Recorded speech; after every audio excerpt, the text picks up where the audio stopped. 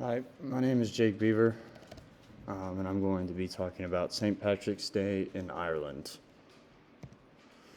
So for my contents, pages 3 and 4 will be the introduction and background. Pages 5 and 6 will be the two main foods eaten. Pages 7 will be the ingredients and method of preparation for the foods, and page 8 is my references. So the introduction and background of St. Patrick's Day. On March 17th, the anniversary of his passing in the 5th century, we commemorate St. Patrick. The date of St. Patrick's Day in 2023 is Friday, March 17th, so it has already passed. This day has been a religious feast in Ireland for more than a millennium.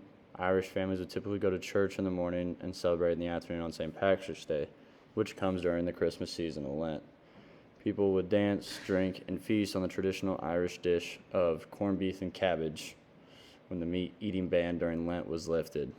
In the 17th century, St. Patrick's Day began as religious observance to honor the life of St. Patrick and the introduction of Christianity to Ireland.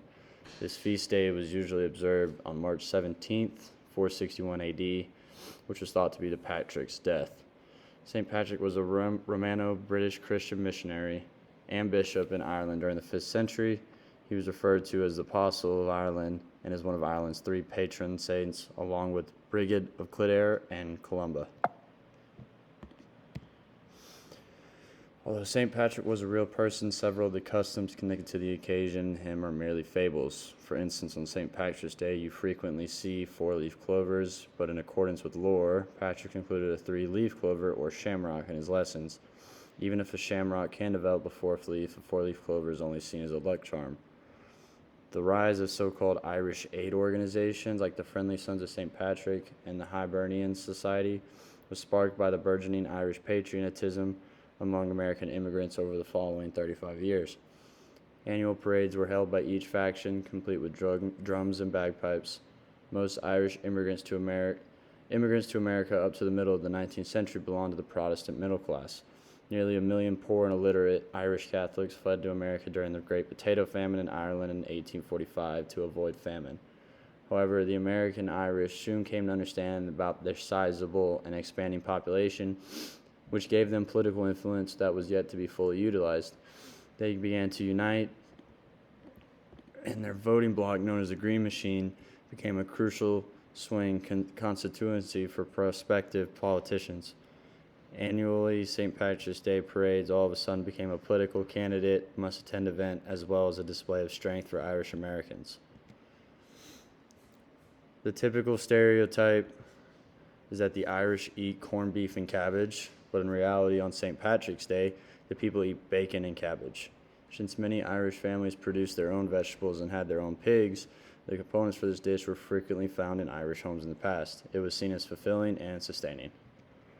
If the people of Ireland follow the true tradition, they will eat bacon and cabbage. The corned beef and cabbage comes from when Irish immigrants arrived in America. Corned beef was the most easily accessible meat for them. The corned beef served as a substitute for the real traditional meat. The traditional meat is bacon, because bacon was easily accessible for the people of Ireland in Ireland. To honor the tradition, bacon and cabbage is a traditional meal of the people of Ireland on St. Patrick's Day. So here is my ingredients and method of preparation. So for the ingredients, we need 1 medium head of cabbage cored and cut into wedges, 2 slices of Irish bacon diced, 2 tablespoons melted butter, 2 teaspoons of ground nutmeg, 2 cups of water, salt and pepper to taste, half a cup of red wine vinegar.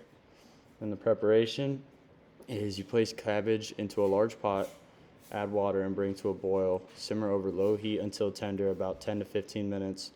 Meanwhile, place bacon in a large skillet and cook over medium-high heat, turning occasionally until evenly browned, about 8 minutes. Drain bacon slices on paper towels and crumble and set aside. Set an oven rack about 6 inches from the heat source and preheat the oven's boiler. Drain the cabbage and transfer to a baking dish. Drizzle melted butter and sprinkle with crumbled bacon and nutmeg. Cook under the preheated boiler until the top layer is lightly browned, about 5 minutes, and then serve with salt, pepper, and vinegar as decided. And here are all my references. And that is it. Thank you for watching. Hope you learned a little bit about St. Patrick's Day and how it's typically represented and celebrated in Ireland.